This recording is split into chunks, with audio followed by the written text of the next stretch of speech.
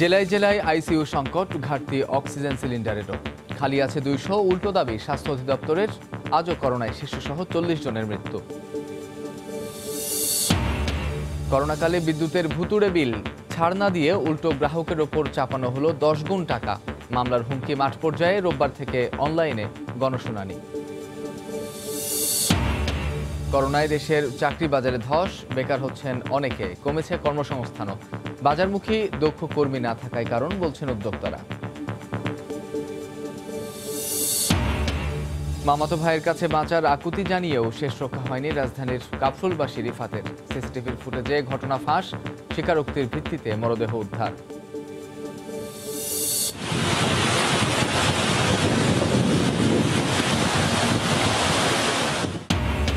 উত্তরাঞ্চলে টানা বৃষ্টিতে তিস্তা সহ নদ নদীর পানি বিপদসীমার উপরে। কুড়িগ্রামে নিম্নাঞ্চল প্লাবিত, সুরমার পানি বেড়ে সুনামগঞ্জে ডুবে গেছে বাজার।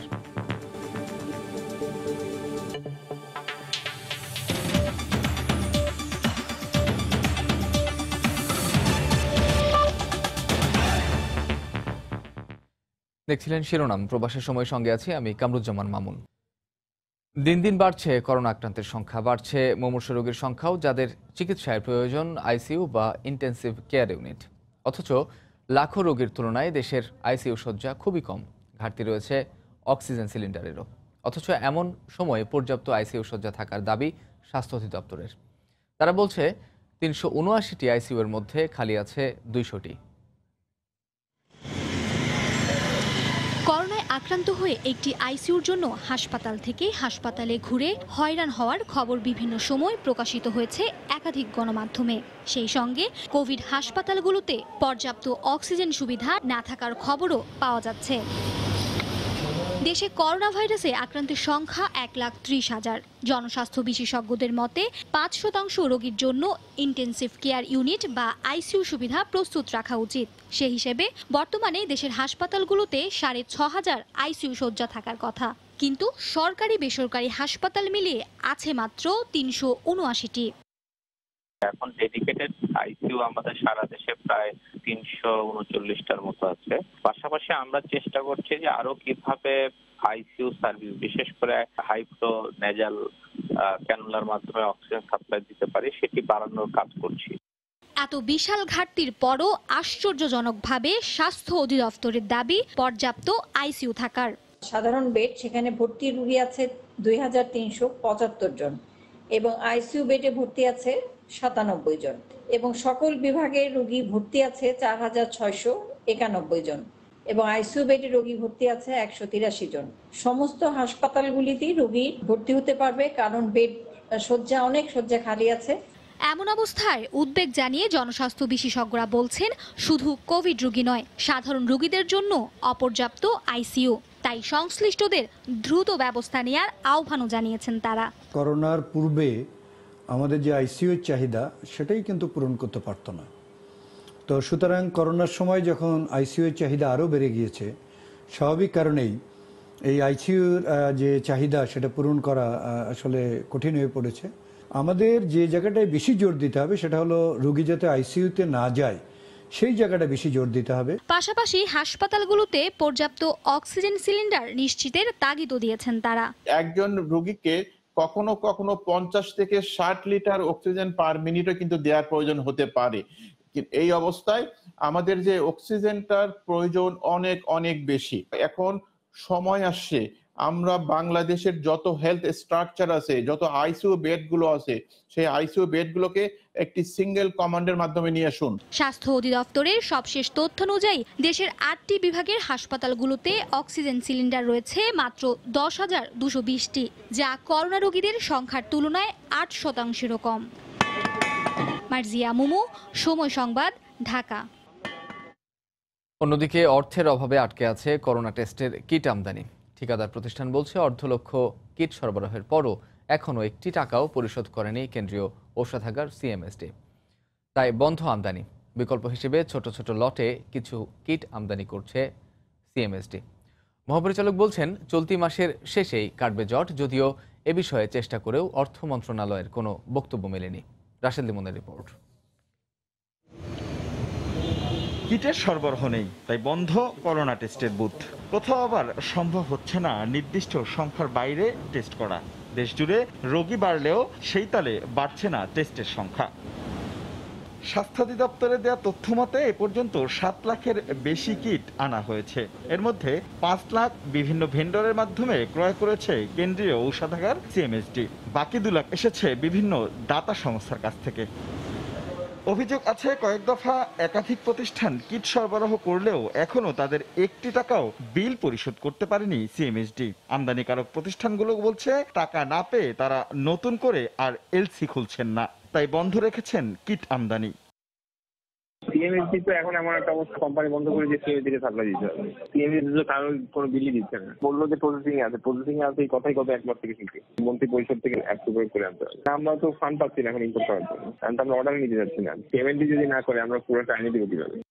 স্বাস্থ্য অধিদপ্তর বলছে করোনা মোকাবেলায় 900 কোটি টাকা বাজেট থাকলেও হাতে পেয়েছেন মাত্র 250 কোটি টাকা। বাজেটের অন্তর্বর্তীকালীন সময় হওয়ায় বাকি বরাদ্দ পেতে কিছুটা জটিলতা হচ্ছে। চলতি মাসের শেষের দিকে সমস্যা মিটবে বলে আশ্বাস ডিজির। এখন হচ্ছে না, কারণ সরকারের ক্রয় প্রক্রিয়ার মধ্যে 30 জুনের পরে আমরা একটা স্ট্যান্ডার্ড অপারেটিং প্রসিডিওর তৈরি করবো, কিভাবে এটা আনা হবে। তারপরে আমরা হবে একসাথে বড় পারচেজ, অনেক দিনের জন্য একসাথে পারচেজ করা হবে। অর্থ মন্ত্রণালয়ে যোগাযোগ করা হলেও এ বিষয়ে কোনো মন্তব্য মেলেনি। রাশেদ দিমন, সময় সংবাদ, ঢাকা। করোনা রোগীর সেবা দেয়া হবে, চিকিৎসাও চলবে, তবে শঙ্কা থাকবে না চিকিৎসক, নার্স বা স্বাস্থ্যকর্মীর আক্রান্ত হওয়ার।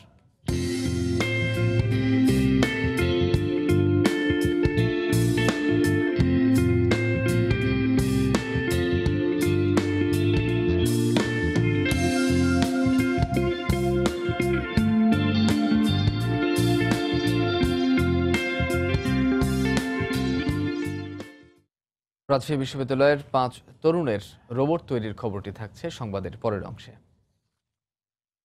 দেশে কোভিড-19 আক্রান্ত হয়ে এক শিশুসহ মারা গেছেন আরও 40 জন, আর একদিনের সর্বোচ্চ নমুনা পরীক্ষা আক্রান্ত শনাক্ত হয়েছেন 3868 জন। এ নিয়ে দেশে কোভিড আক্রান্তের সংখ্যা ছাড়িয়েছে 1,30,000। বুলেটিনে সব হাসপাতালে সহজেই রোগী ভর্তির সুযোগ রয়েছে দাবি করে স্বাস্থ্য অধিদপ্তর জানায়, কোভিড চিকিৎসায় এখনও সারা দেশে খালি আছে প্রায় 10,000 শয্যা। দেশে কোভিড আক্রান্ত হয়ে প্রতিদিনই দীর্ঘ হচ্ছে মৃত্যুর মিছিল। বেশিরভাগ দিনের মতো শুক্রবারও মৃত্যুর তালিকায় উপরে ঢাকা বিভাগ। 40 জনের মধ্যে 14 জনই ঢাকার। যারা মারা গেছেন তাদের বয়স 61 থেকে 70 বছরের মধ্যে সবচেয়ে বেশি। 0 থেকে 10 বছরের মধ্যে 1 জন, 31 থেকে 40 বছর 3 জন, 41 থেকে 50 6 জন, 51 থেকে 60 12 জন, 61 থেকে 70 14 জন, 71 থেকে 80 3 জন, 81 থেকে 90 বছরের মধ্যে 1 জন।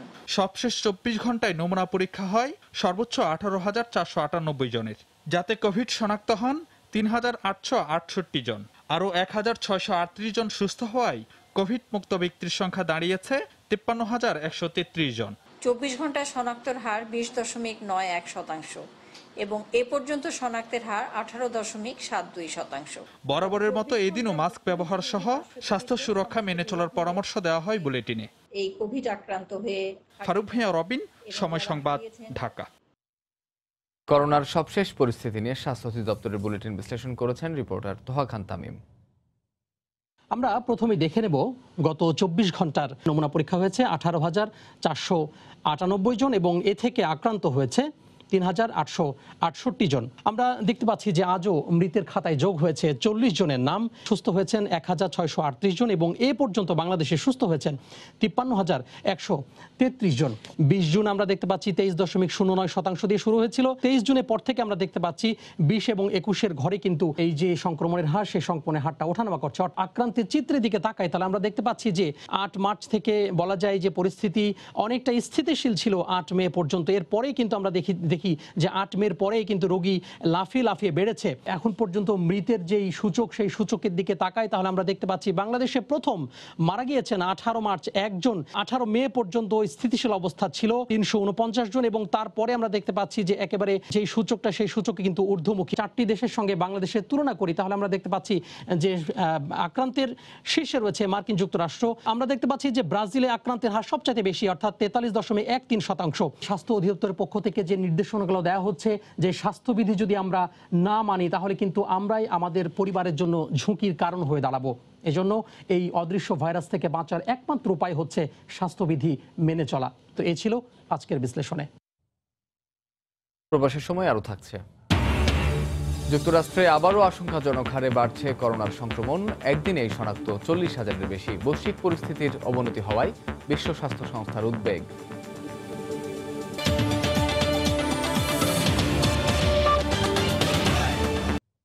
করোনার দুঃসময়ে আকাশচুম্বী বিদ্যুৎ বিলের বোঝা এখন বড় দুশ্চিন্তা সাধারণ গ্রাহকের কাছে।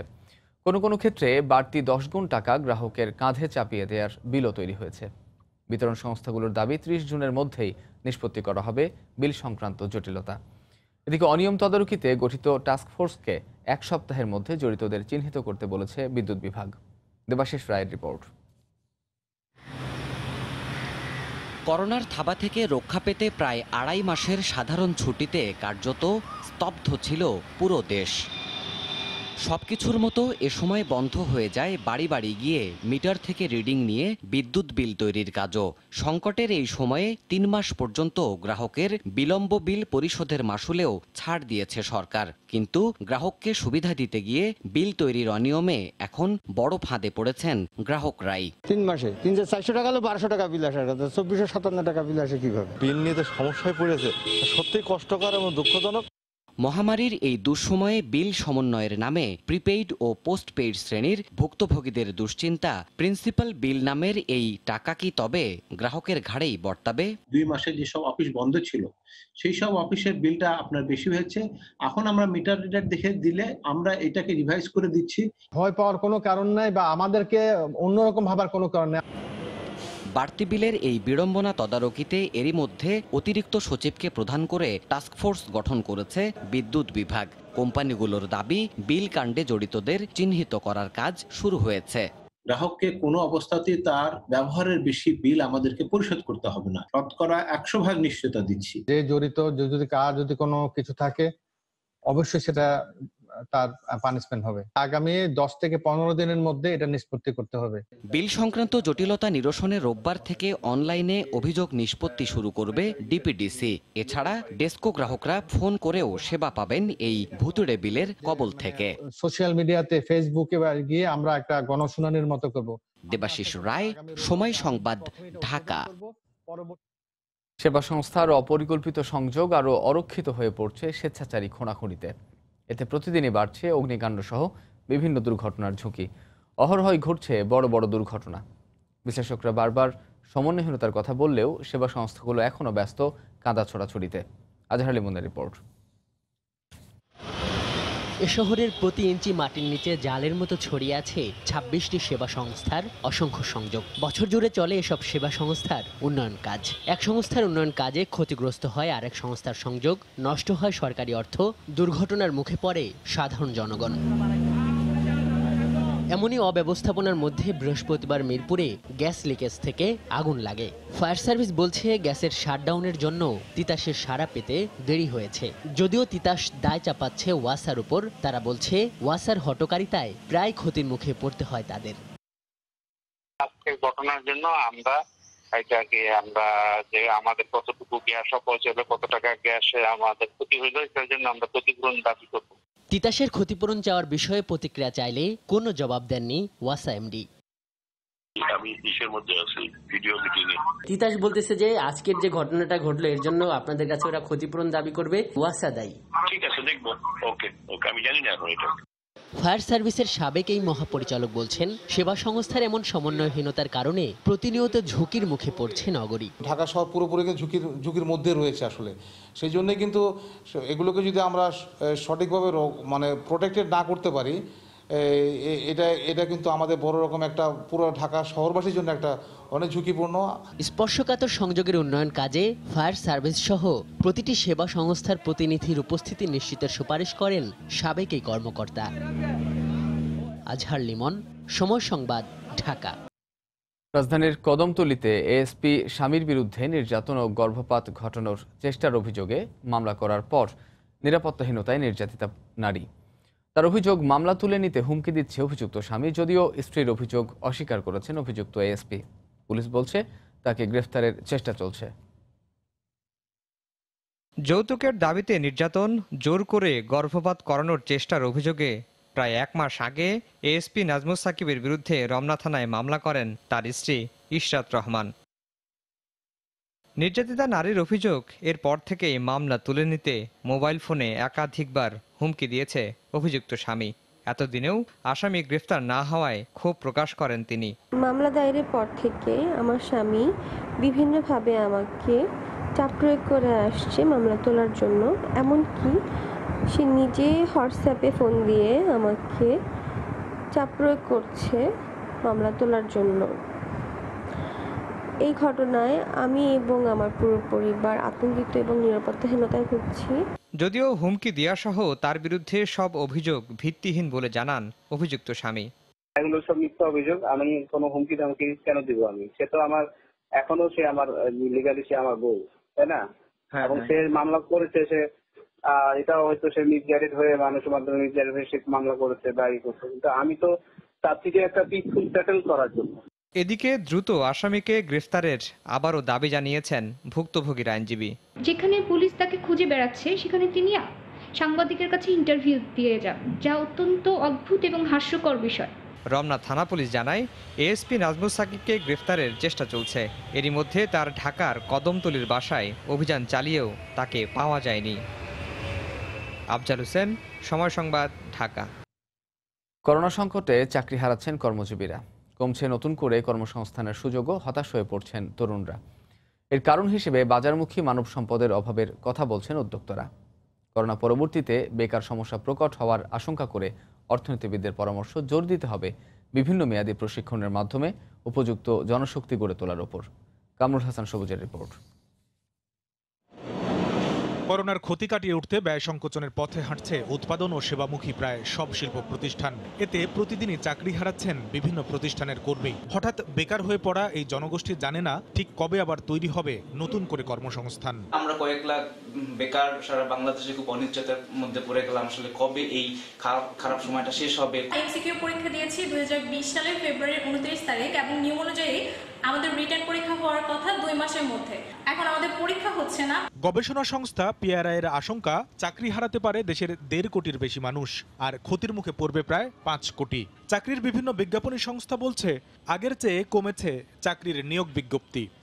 সার্কুলার গুলো কোন দিকে যাচ্ছে, কমছে না বাড়ছে? কমাটাই স্বাভাবিক। ডিলার মেতে প্রায় 70-80% মতো কমে গেছিল। জুন মাসে নর্মালের তুলনায় 50% মতো কম। সার্চিংটাও প্রায় 30-40% কমে গেছে। এই অবস্থায় সামনে এসেছে দেশে টেকসই কর্মসংস্থানের সুযোগ রয়েছে কতটুকু।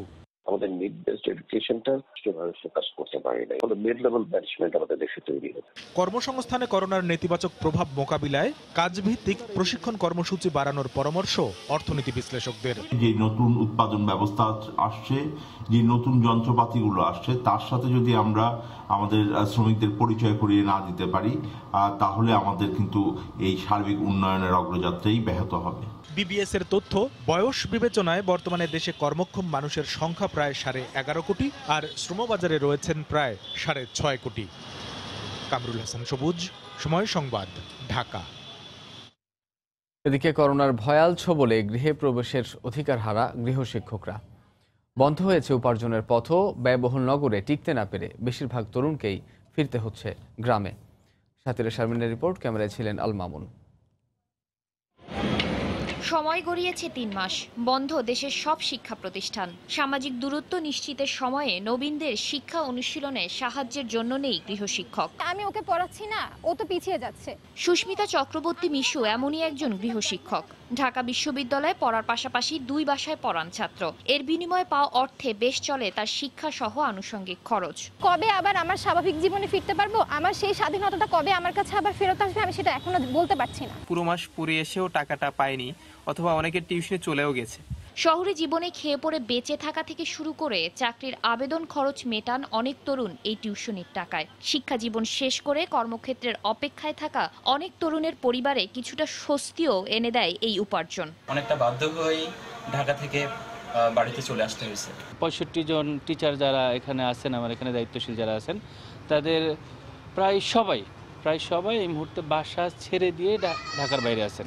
ইটকাঠ পাথরের এই নগরে ভাগ্যের অন্বেষণে বা নিজের ভবিষ্যৎ গড়ার জন্য যেসব শিক্ষার্থী এবং শিক্ষা জীবনের পরে যারা চাকরির খোঁজে এই শহরে অবস্থান করেন, তারা এখন পড়েছেন করোনার কারণে চরম আর্থিক অনিশ্চয়তায়। এদিকে তরুণ সমাজের প্রতি দ্রুত মনোযোগী হবার আহ্বান সমাজ বিশ্লেষকদের। অনার্স এবং মাস্টার্স থেকে স্টুডেন্টস ঝরে পড়ার সমূহ সম্ভাবনা তৈরি হয়েছে, আমরা ইউনিভার্সিটি বিভিন্ন সার্ভে থেকে আমরা দেখতে পাচ্ছি। সুতরাং ইমিডিয়েটলি যেটা করণীয় সেটা হচ্ছে বিশ্ববিদ্যালয় প্রশাসন, সরকার স্বল্পমেয়াদী শিক্ষা ঋণ চালু করতে পারে।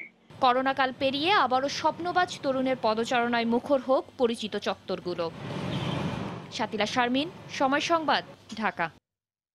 করোনা সংক্রমণ নিয়ন্ত্রণে এবার কক্সবাজারে কন্ট্যাক্ট ট্রেসিংয়ের কার্যক্রম শুরু হয়েছে। শুক্রবার বিকেলে পৌর শহরের 12টি ওয়ার্ডে এই তথ্য সংগ্রহের কাজ শুরু করেছেন স্বেচ্ছাসেবকরা। স্বেচ্ছাসেবকরা বলছেন, তথ্য সংগ্রহ করতে গিয়ে নানা সমস্যায় পড়তে হচ্ছে তাদের। অনেকে ভয়ে তথ্য দিচ্ছেন না। এই অবস্থায় করোনা সংক্রমণ ঠেকাতে জনগণকে স্বেচ্ছাসেবকদের সঠিক তথ্য দিয়ে সহযোগিতার আহ্বান জানিয়েছে স্বাস্থ্য বিভাগ। আরও জানাচ্ছেন সুজাউদ্দিন রুবেল। কোনোভাবেই কক্সবাজারে করোনা পরিস্থিতি নিয়ন্ত্রণে আনা যাচ্ছে না। রেড জোন, লকডাউন কিংবা সাধারণ ছুটি ঘোষণার পরও সংক্রমণ বেড়েই চলেছে। তাই এবার করোনা পরিস্থিতি নিয়ন্ত্রণে পৌর এলাকায় শুরু হয়েছে কন্টাক্ট ট্রেসিং কার্যক্রম। শুক্রবার বিকেলে একযোগে 12টি ওয়ার্ডে এই কন্টাক্ট ট্রেসিং এর কার্যক্রমে নামেন স্বেচ্ছাসেবকরা। তারা স্বাস্থ্য বিভাগের দেয়া তালিকা অনুযায়ী আক্রান্ত ব্যক্তির বাড়িতে গিয়ে সংগ্রহ করছেন তথ্য। তবে তথ্য সংগ্রহের ক্ষেত্রে নানা সমস্যার সম্মুখীন হতে হচ্ছে বলে জানান তারা। আমরা বাড়িতে বাড়িতে যাচ্ছি এবং বিভিন্ন রোগীদের ডাটা আমরা সংগ্রহ করেছি। অনেকে ভুল নাম্বার দিয়েছে, যার কারণে বলছে রং নাম্বার। করোনা রোগী আক্রান্ত হয়েছে, যাদের ঠিকানা দিয়েছে বেশিরভাগ প্রায় ঠিকানাগুলো ভুল পাওয়া যাচ্ছে। আমরা তারপরেও চেষ্টা করছি তাদের কাছাকাছি গিয়ে তাদের তথ্যটুকু সংগ্রহ করার জন্য। করোনা আক্রান্ত ব্যক্তির বাড়ি, লকডাউন, সংস্পর্শে আসাদের কোয়ারেন্টাইন নিশ্চিত সহ স্বেচ্ছাসেবকরা সব ধরনের সহযোগিতা করবেন বলে জানালেন এই সমন্বয়ক। পজিটিভ রোগীদেরকে ডাক্তারের পরামর্শে চিকিৎসার ব্যবস্থা করা, প্রয়োজনে যারা হোম কোয়ারেন্টাইনে থাকবে তাদের ঘরের বাজার করে দেওয়া। আর জেলা স্বাস্থ্য বিভাগের কর্মকর্তা সংক্রমণ ঠেকাতে জনগণকে সঠিক তথ্য দিয়ে স্বেচ্ছাসেবকদের সহযোগিতা করার আহ্বান জানান। এরা সম্পূর্ণ অবৈতনিকভাবে মানুষের সাহায্যার্থে ওনারা এই কাজটুকু বেছে নিয়েছেন, তাদেরকে আমি সাধুবাদ জানাই। কক্সবাজার পৌরসভার 12টি ওয়ার্ডে কন্টাক্ট ট্রেসিং দলে কাজ করছেন প্রশিক্ষিত 60 জন স্বেচ্ছাসেবক। প্রতিটি ওয়ার্ডে দায়িত্ব পালন করছে 5 জন। সুজাউদ্দিন রুবেল, সময় সংবাদ, কক্সবাজার। মানসম্মত পিপি এবং মাস্ক ব্যবহার না করায় চট্টগ্রামের চিকিৎসকদের মধ্যে করোনা সংক্রমণের পাশাপাশি মৃত্যুর হার আশঙ্কাজনকভাবে বেড়েছে। গত 2 মাসে এখানে আক্রান্ত হয়েছেন 250-র বেশি চিকিৎসক। সবশেষ বুধবার একদিনে 2 জন সহ গত 1 মাসে 10 জন চিকিৎসকের মৃত্যু হয়েছে। এই অবস্থায় চিকিৎসা ব্যবস্থায় বিপর্যয়ের শঙ্কা সৃষ্টি হয়েছে। সাক্ষাৎ চুপুর ক্যামেরায় বিস্তারিত জানাচ্ছেন কমল দে। গত 25 মে জাফর হোসেন রুমির মৃত্যু দিয়ে চিকিৎসকদের মৃত্যুর যে মিছিল শুরু হয়েছে, সেই তালিকায় বুধবার রাতে সবশেষ সংযোজন হয়েছেন শহীদুল আনোয়ার নামে এক চিকিৎসক।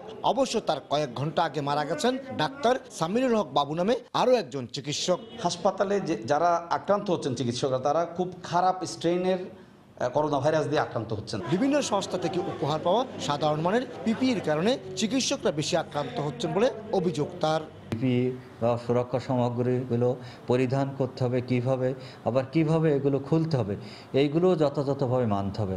বর্তমানে করোনা রোগীর তুলনায় বিশেষায়িত হাসপাতালের পাশাপাশি চিকিৎসকের মারাত্মক সংকট রয়েছে, যে কারণে সরকারি হাসপাতালগুলোতে চিকিৎসকদের টানা দায়িত্ব পালন করতে হচ্ছে। সে সাথে পিপিই পরিধান এবং খুলে রাখার পর্যাপ্ত জায়গা পাওয়া যাচ্ছে না। যতগুলো বেডে রোগী থাকার কথা, এর চেয়ে অনেক বেশি রোগী, সেই অনুযায়ী চিকিৎসকের পরিমাণ কম। এছাড়াও প্রপার ট্রেনিং দিতে হবে চিকিৎসকদের কিভাবে পিপিই পড়বে। চোখের সামনে তাদের সহকর্মীরা মৃত্যুবরণ করেন, তখন তাদের মধ্যে একটা মানসিক চাপ সৃষ্টি হয় এবং কিছুটা তারা আতঙ্কগ্রস্ত হচ্ছে। বিএমএর তালিকা অনুযায়ী চট্টগ্রামে মোট চিকিৎসক রয়েছেন 4349 জন। উপজেলা পর্যায়ে 18 জন চিকিৎসক করোনায় আক্রান্ত হয়ে হাসপাতালে ভর্তি রয়েছেন। বিশেষজ্ঞরা বলছেন, চিকিৎসকদের আক্রান্তের হার কমিয়ে আনতে হবে, আর না হলে বিপর্যয় নেমে আসবে চিকিৎসা ব্যবস্থায়। কমল দে, সময় সংবাদ, চট্টগ্রাম। টানা বৃষ্টি আর উজানের ঢলে কুড়িগ্রামে ধরলার পানি বইছে বিপদসীমার ওপরে। পানি ঢুকে প্লাবিত হয়েছে নদী তীরবর্তী 20টির বেশি গ্রাম। এদিকে লালমনিরহাট ও নীলফামারীতে তিস্তা ব্যারেজের পানি বিপদসীমা অতিক্রম করে প্রবাহিত হচ্ছে। তলিয়ে গেছে বসতভিটা ও রাস্তাঘাট। পানি বেড়েছে ব্রহ্মপুত্র, ঘাঘট সহ উত্তরাঞ্চলের বিভিন্ন নদ নদীর। সুরমার পানি বেড়ে সুনামগঞ্জে প্লাবিত হয়েছে লোকালয়। বর্ষা আর উজানের ঢলে উতলা উত্তরাঞ্চলের নদ নদী। হুহু করে নদীর পানি ঢুকছে চরাঞ্চলে। প্রতিনিয়ত আতঙ্ক বাড়াচ্ছে নদী পাড়ের মানুষের। কুড়িগ্রামে ধরলা ও ব্রহ্মপুত্রের পানি অতিক্রম করেছে বিপদসীমা। ইতিমধ্যে তলিয়ে গেছে 20টিরও বেশি গ্রাম ও রাস্তাঘাট। দুর্ভোগে কয়েক হাজার মানুষ। গবাদি পশু নিয়েও বিপদে পড়েছেন স্থানীয়রা। একদিনের ব্যবধানে তিস্তার পানি বেড়ে বিপদসীমার ওপর দিয়ে প্রবাহিত হচ্ছে। এরই মধ্যে প্লাবিত হয়েছে নীলফামারীর জলঢাকা ও ডিমলা উপজেলার অন্তত 15টি গ্রাম। পানিবন্দী অবস্থায় দিন কাটাচ্ছে প্রায় 25,000 মানুষ। লালমনিরহাটে তিস্তার পানির নিচে রাস্তাঘাট ও বাড়িঘর। সদর, আদিতমারি ও হাতীবান্ধা উপজেলার বেশ কয়েকটি এলাকার নিম্নাঞ্চলের ভুট্টা, বাদাম ও রূপা আমন ক্ষেতও তলিয়ে গেছে। গাইবান্ধায়ও ব্রহ্মপুত্র ও ঘাঘট সহ সবকটি নদ নদীর পানি বাড়া অব্যাহত রয়েছে। বন্যা ও ভাঙন আতঙ্কে সদর, সাঘাটা, ফুলছড়ি ও সুন্দরগঞ্জের নদী পারে মানুষ। সুনামগঞ্জের সুরমা, জাদুকাটা, রক্তি, খাসিয়ামারা, চলতি ও পাটলাই সহ সবকটি নদ নদীর পানি বেড়েই চলছে।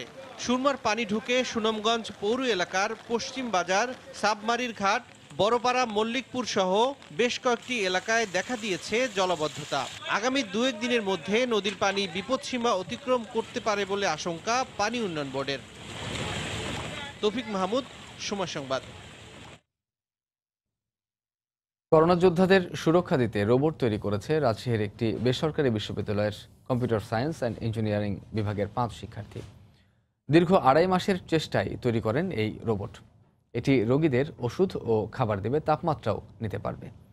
আর চিকিৎসকরা আরেকটি রুমে বসে নিয়ন্ত্রণের পাশাপাশি রোগীর সাথে রোবটের মাধ্যমে ভিডিও কনফারেন্সে কথা বলতে পারবেন। এতে করোনা রোগীর সরাসরি সংস্পর্শে আসা চিকিৎসক ও নার্সদের আক্রান্তের হার কমে আসবে বলে দাবি শিক্ষার্থীদের। হাবিবুর রহমান বাপুর তোলা ছবিতে বিস্তারিত সাইফুর রহমান রকির প্রতিবেদনে। নিরাপদ দূরত্বে থেকে রোগীদের সেবা শুশ্রূষা দিতে পারলে চিকিৎসকদের সংক্রামিত হবার শঙ্কা অনেকটা কমে আসবে। এমন ধারণা থেকে করোনার সামনের সারির যোদ্ধা স্বাস্থ্যকর্মীদের সহায়তায় এগিয়ে আসেন রাজশাহীর বরেন্দ্র বিশ্ববিদ্যালয়ের কম্পিউটার সায়েন্স অ্যান্ড ইঞ্জিনিয়ারিং বিভাগের 3য় বর্ষের 5 শিক্ষার্থী শুভ, সৌরভ, তামিম, খালিদ ও সোহানুর। দীর্ঘ 2.5 মাসের প্রচেষ্টায় তৈরি করেন একটি রোবট। তাদের দাবি, রিমোটের সাহায্যে এই রোবটের মাধ্যমে রোগীদের ঔষধ ও প্রয়োজনীয় খাদ্য সরবরাহ করা যাবে। আর এতে বসানো হ্যান্ড স্ক্যানারের মাধ্যমে আক্রান্ত ব্যক্তির শরীরের তাপমাত্রাও পরীক্ষা করা যাবে। নার্সিং ম্যানেজমেন্টের ক্ষেত্রে যখন আপনি সরাসরি রোগীর সাথে ডাক্তার অথবা নার্সের যোগাযোগ করতে চাচ্ছেন, তখন কিন্তু আলটিমেটলি আমাদের সামাজিক দূরত্বটা ওভাবে মেনটেন হচ্ছে না, যার ফলে অনেক ডাক্তার এবং নার্সরা করোনা আক্রান্ত হয়ে অলরেডি মারা যাচ্ছে। একটা ডাক্তারের চিকিৎসার জন্য যেসব ডিভাইসগুলো ইউজ করা দরকার সেই ডিভাইসগুলো ইউজ করছি, এবং এই ডিভাইসগুলো ইউজ করার পরে রেজাল্টগুলো কীভাবে ডাক্তারের কাছে পৌঁছাবে এর জন্য আমরা একটা সার্ভার তৈরি করছি। অ্যাপের নির্দিষ্ট একটা স্ট্যাটিক আইপি আছে, ওই আইপি ইউজ করে আমরা যে কোনো জায়গায়, পৃথিবীর যে কোনো প্রান্ত থেকে ইন্টারনেটের থ্রুতে আমরা এই ডিভাইসটাকে কন্ট্রোল করতে পারবো। শিক্ষার্থীদের রোবট প্রকল্পের তত্ত্বাবধায়ক শিক্ষক জানান, রোবটের সঙ্গে যুক্ত অ্যান্ড্রয়েড ফোনের সাহায্যে ভিডিও কনফারেন্সের মাধ্যমে চিকিৎসক ও আক্রান্ত ব্যক্তি কথা বলতে পারবেন। স্মার্ট ডিভাইস থাকছে, যেটার মাধ্যমে হচ্ছে টেলিমেডিসিন, যেটাকে বলে ডাক্তার দূর থেকেই রোগীকে রিয়েল টাইম ভিডিও কনফারেন্সিংয়ের মাধ্যমে রোগীকে তার সকল সেবা দিতে পারবে এবং সকল উপদেশ দিতে পারবে। আর বিভাগের এই শিক্ষক জানালেন, বিশ্বের যে কোনো প্রান্ত থেকে একটি অ্যান্ড্রয়েড ডিভাইসের মাধ্যমে এটিকে নিয়ন্ত্রণ করা সম্ভব। এটা এখন আমরা কার্যক্ষেত্রে যদি নিয়ে যেতে পারি, সেক্ষেত্রে আমাদের স্বাস্থ্যকর্মী, ডক্টর, নার্স এদের মৃত্যুর হার এবং বিশেষ করে কোভিড আক্রান্ত যে রোগীগুলো আছে তাদের মৃত্যুর হার কিন্তু আমরা কমিয়ে নিয়ে আসতে পারবো। সেক্ষেত্রে এটা আমাদের এখন প্রাইমারি স্টেজে আছে, এর জন্য আমাদের সরকার অনুদানের অবশ্যই প্রয়োজন হবে। শিক্ষার্থী ও শিক্ষকেরা চান সরকারি পৃষ্ঠপোষকতার পাশাপাশি দ্রুত মাঠ পর্যায়ে এর বাস্তবায়ন। রোবটটি তৈরিতে খরচ হয়েছে 15,000 টাকা। সাইফুর রহমান রকি, সময় সংবাদ, রাজশাহী। এ পর্যায়ে শীর্ষ সংবাদ জানিয়ে দিচ্ছে আরেকবার। জেলায় জেলায় আইসিইউ সংকট, ঘাটতি অক্সিজেন সিলিন্ডারেরও। খালি আছে 200, উল্টো দাবি স্বাস্থ্য অধিদপ্তরের। আজও করোনায় শিশুসহ 40 জনের মৃত্যু। করোনাকালে বিদ্যুতের ভুতুড়ে বিল ছাড় না দিয়ে উল্টো গ্রাহকের ওপর চাপানো হলো 10 গুণ টাকা। মামলার হুমকি মাঠ পর্যায়ে।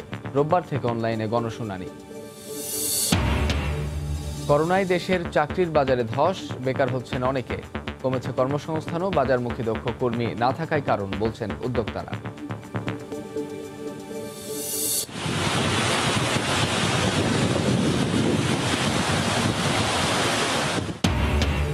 উত্তরাঞ্চলে টানা বৃষ্টিতে তিস্তা সহ নদ নদীর পানি বিপদসীমার ওপরে। কুড়িগ্রামে নিম্নাঞ্চল প্লাবিত। সুরমার পানি বেড়ে সুনামগঞ্জে ডুবে গেছে বাজার।